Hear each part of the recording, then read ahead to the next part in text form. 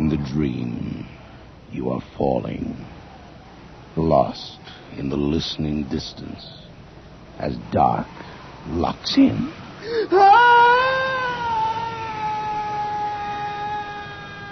Nightfall.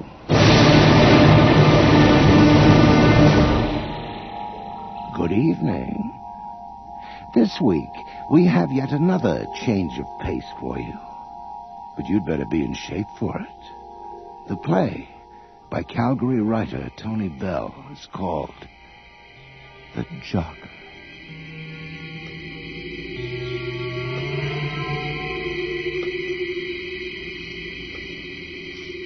Braddock High is an old school. A lot older than it used to be. Rumor has it may shut down soon for lack of enrollment. But the goalposts are still up. The kids still play touch football on weekends.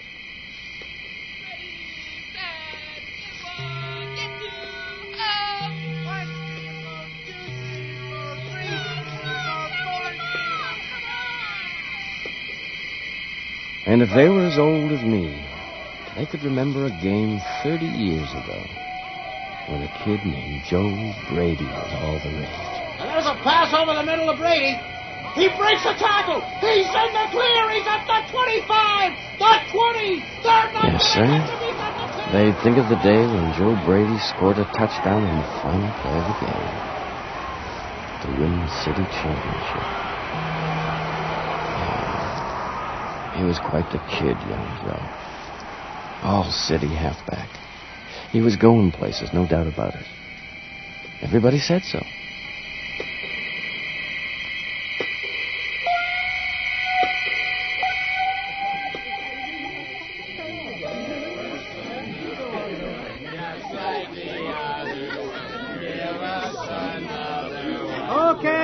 Okay, that's it. Bar's closing. Come on, Tommy. It's early still. Just one more. You already had your one more. It's 2 o'clock, Joe. Go home. Come on. I'm buying drinks for everyone. Don't try me, Joe. Hey, we'll have a drink together, Tommy. It's for old times.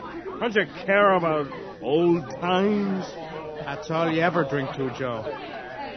Why don't you try drinking to some new times for a change?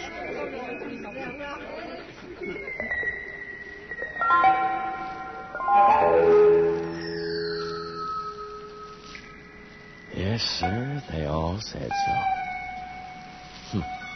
Now, 30 years and 20 pounds later, half the people who said so are dead. And the other half, well, they said a lot of things 30 years ago. But I don't feel bitter. In fact, I haven't felt much of anything for a long time. Or so I thought. Why is it I can never find two socks that look remotely the same? Well.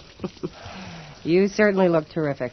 Look, Marion, don't start. You better sit down before you fall down. We got any aspirin? Mm-hmm. Get it yourself. I'm not going to play nursemaid to your hangovers. I am not hungover. Oh. I suppose you were playing darts at the hotel till 2 o'clock last night. Here. Eat your breakfast. Marion, I don't have to answer to you. Of course not. I mean, I'm just the person who has to make excuses when you're too hammered to get to work. Why do we sit here and do this every bloody morning? As if it's my fault. Excuse me. Oh, I know you'd like to get rid of me. Well, keep it up. One of these days, you might just get your wish. I walked out on the front porch to get the newspaper. It's a hell of a life you descended to, Joe Brady. Look at you. You can't even pick up a newspaper without stumbling all over the porch. That's when I first noticed him. It was a jogger, running along the road in front of the house. For some reason, I watched him pass. The sun was still low, blinding. I couldn't make out whether it was somebody from the neighborhood or not. All I could see was the red and white jogging suit with a big maple leaf on the back. By the time I could get my eyes focused, he was well past, gliding easily over the gravel down the long path to the park. It was just a jogger. Dozens of them followed the path to the park during the day. Why had I stopped for this one? Joe, come inside. Your breakfast is getting cold. What? Yeah, sure. Nobody should say or do anything before breakfast. We got in the car to drive to work. Busy day? Usual. Oh, remember you've got that appointment with Dr. Sims this afternoon. Oh, not again. Look, you missed the last one. Marion, the man is a quack. I go there once a week so he can tell me that I'm overweight, my blood pressure's elevated, and I have a death wish. That makes him a quack. That makes him redundant. Oh, God. I can get you to play the same broken record for free. Well, somebody's got to keep telling you. Look, it's not our fault if you don't have the sense to listen. Right.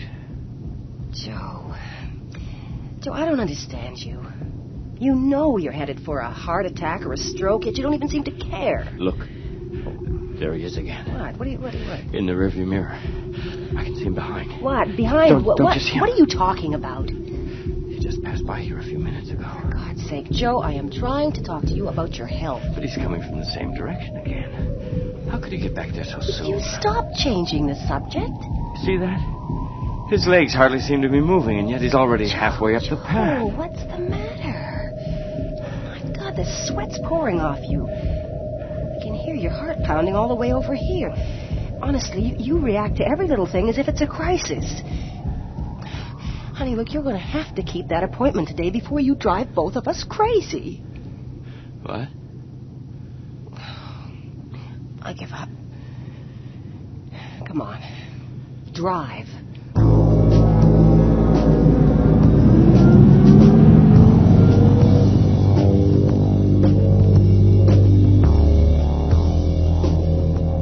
For once, Marion and I were in agreement. I decided to go to my appointment, after all. As usual, the good doctor's news was on the cheerless side. Joe, I don't get it. We just can't seem to get that hypertension of yours under control. Are you taking those pills I gave you? Sure, when I remember them. Joe, this is your life we're talking about. And frankly, I don't see what the problem is.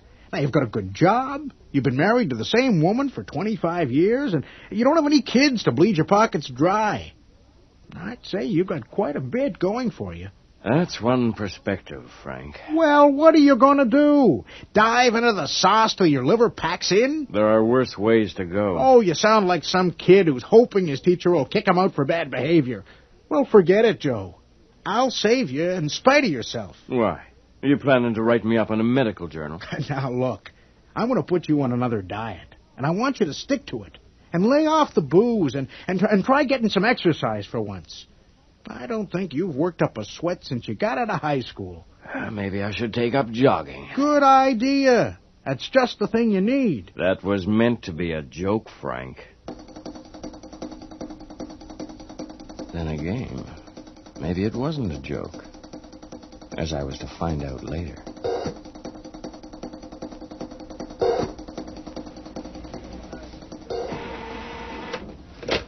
Joe? Yes, Mr. Benedict. Are you through with the Henderson report yet? Not quite. Well, what are you doing? Reading the French side as well? I'll have it to you in a minute, Mr. Benedict. Listen to yourself, Joe Brady. A 48-year-old man calling other people mister. Mr. Brady? Yes, Susan? Call for you on line 2. Who is it? He didn't say. Thanks. Mr. Brady? Mr. Joe Brady? Yes. This is John Miles. Yes. You were talking to me just a few hours ago. What? Mr. Brady, I'm the guy who runs the Miles Athletic Club. You called up about a membership. Did Dr. Sims put you up to this? Who? Oh, look, I'm sorry. You must have the wrong Joe Brady. Try calling information. What? He was there again. outside the window. The same red and white jogging suit, the same measured stride. Or was it? The afternoon sun obscured him. I could only make out his legs like spokes where the light met the pavement. Mr. Brady, are you still there? What? Mr. Miles. Sure. Well, what do you say, Mr. Brady? Do you want to be a member or not? Yes. Yes, why not? I'm sorry. Stay right there, Mr. Miles. I'm coming right over.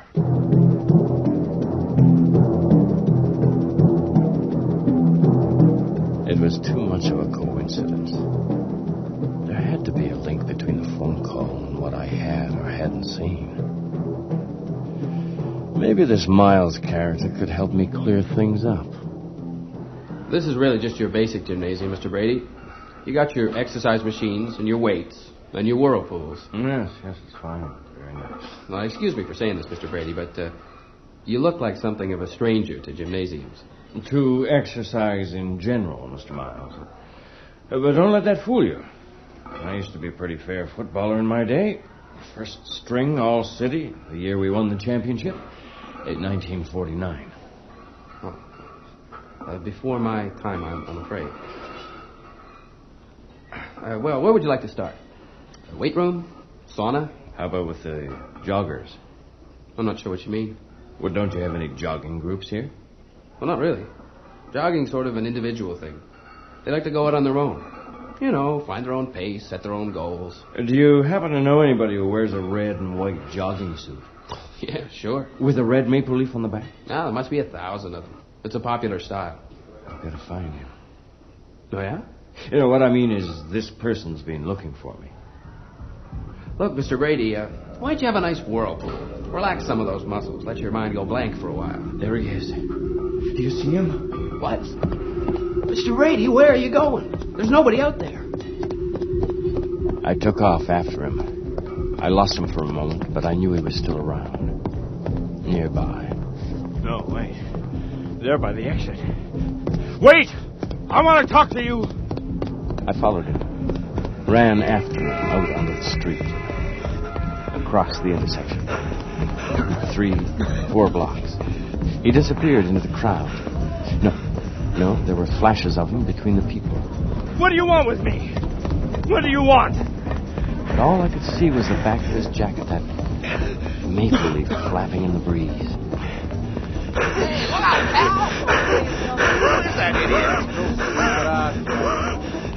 I ran faster than I thought I could. But it was no use. Hey, you almost knocked me over. I had a good mind to call a cop. He was gone. But somehow I knew I hadn't lost him. I knew he wouldn't let me lose him.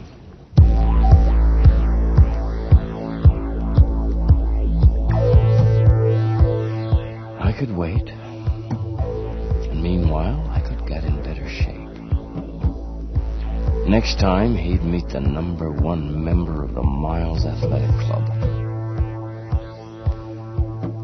I discovered that my body was no longer the kind of old friend I could use or abuse as I liked, because it would still be my friend. I had ignored it for too long for it not to know how to betray me.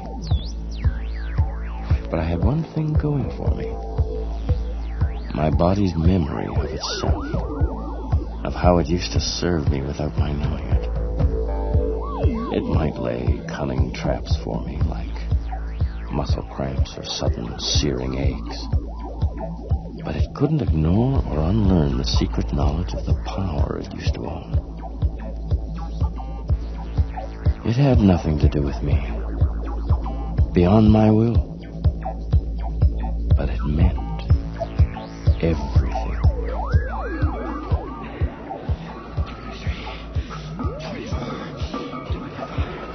I gotta say this, Mr. Brady. I've never had a customer who's made the same progress that you've made in the last few months. You know, you keep this up, you'll be racing against men 20 years younger. Only 20? That's not good enough, Miles.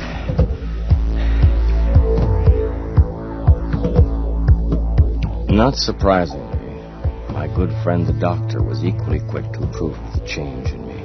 It's amazing, Joe. You've lost 20 pounds, your blood pressure's down. You're beginning to make me feel like an old man. What's happened to you, Joe? What's the secret? Oh, maybe all that nagging of yours finally got through to me.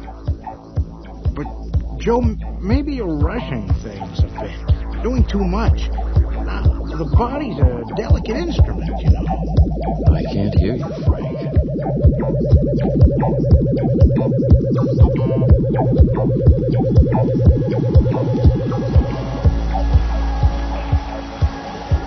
Joe? Joe? You have to do push-ups in the living room. Joe, you get sweat on the carpets again. Can't stop now. Oh, come on. 44. Look, don't you think you're overdoing it? Joe, you're not a young man. You know, you're 48 years old. 48.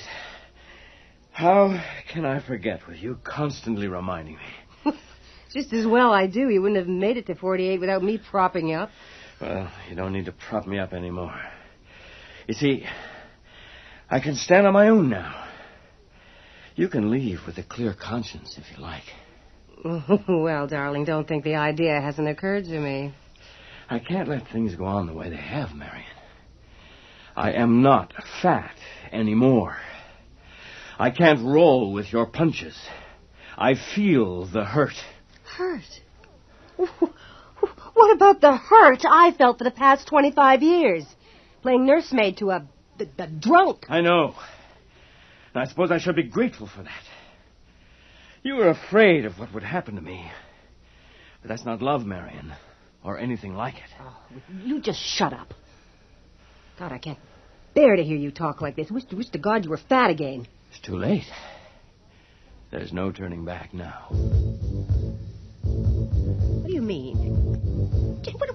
Where are you going, Joe?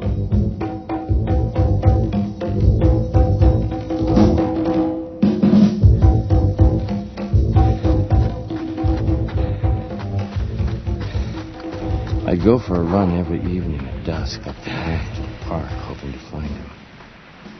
I'd stand on the path and wait. So far, there'd be no sign of him. Well, I'd better head home. He's not coming tonight. What's that? I looked up the path, and there he was, bearing down on me. A shroud of dust and darkness rose up around him, obscuring his body. He was no longer the peaceful jogger with measured stride. His speed was inhumanly fast, the legs protracting and retracting like demonic pistons. He was almost on top of me. What do you want? Answer me! I took off. He was already there. The sound of his footsteps, like small explosions. His wild breathing engulfing me on all sides.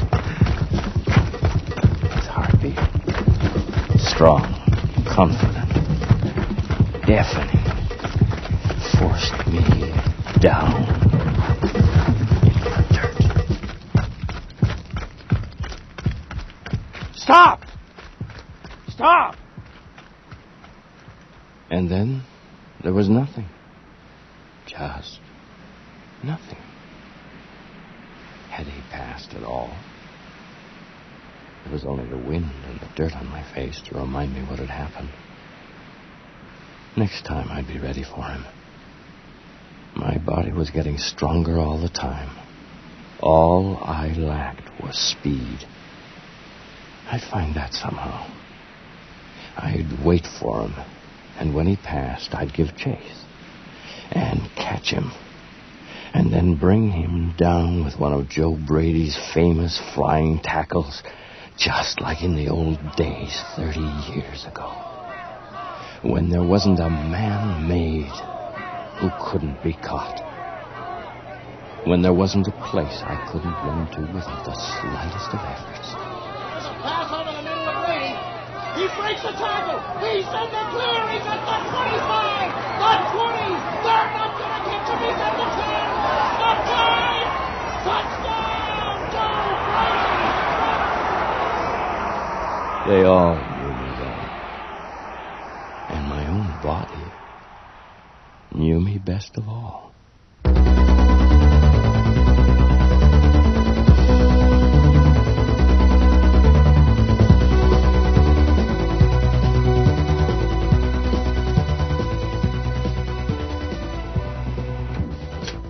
Brady, Yes, Mr. Benedict? I've been buzzing you for 10 minutes. What are you doing? Sleeping? Not at all, Mr. Benedict. Used to be I could at least count on you to be incompetent. Now it seems all you're good for is taking up space. Dr. Sims on line 1. Look, Joe, all this exercising is well and good, but don't you think you're going too far, too fast? You can't make up for 30 years in 3 months. Line 3, Mr. Brady. I've thought it over, Joe, and well, you're right. There's nothing holding us together anymore. Miriam, wait. Are you listening, Brady? This company's been carrying you on its back for 20 years. Your heart can't take the strain, Joe. You'll have an attack if you're not careful. I think it's best I leave, or Killing yourself. You're through, Brady. Hello? Hello? I'm sorry, sir. You've been cut off. Susan, what do you mean? Susan? Hello?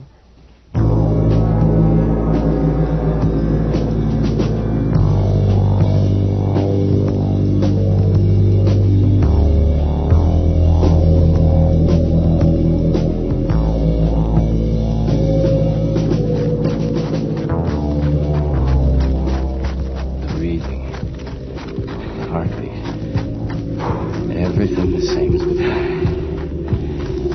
Who are you? Stride for stride, I matched him. Then he pulled away without effort. But I couldn't let him get away. I'd come this far. I had to. Again, I drew nearer and matched his speed. And then from somewhere, the strength came to go faster still. And faster. And faster. I could feel my body beginning to tire, collapse. Good sound. I was gaining on him. I had him. All right. I keep crying. The pain. It's nothing. The pain. You're almost there. Won't let me.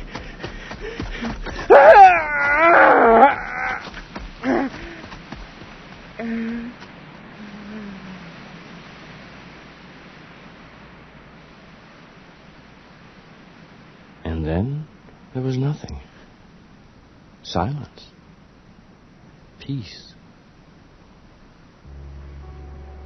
It was past.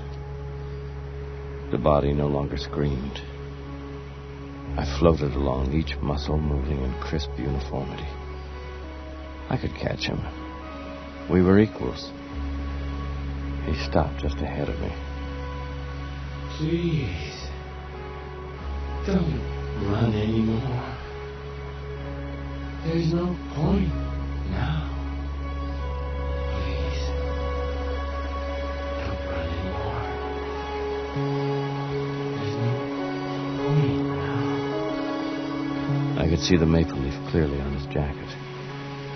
He turned and came towards me, and there, at last, maybe I'd known it from the start, before me stood Joe Brady, the terror of Braddock High, with a spot of mud on his face from one of his famous flying tackles. He smiled at me then, as if he'd been with me all along, waiting for me to find him again. I started to say something, but too late. The image dissolved. Or had it? When I looked down at myself, there was a red maple leaf on my chest, and my jacket suddenly flapped in the breeze. I turned around, and there was an old man holding a football who couldn't understand why the crowds had stopped cheering. And when I turned again, there was his house where so much of his life had passed like a dream or a single breath. I breathed in the dream vanished. There was no turning back. I took a final look around, then, making sure my shoes were laced good and tight, I started to run. In easy, measured strides.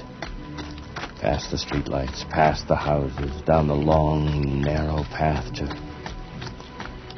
where? Where? I could only guess. But a guess was good enough. Because my body was there. And I was perfectly inside it. And my body didn't care if I was there at all.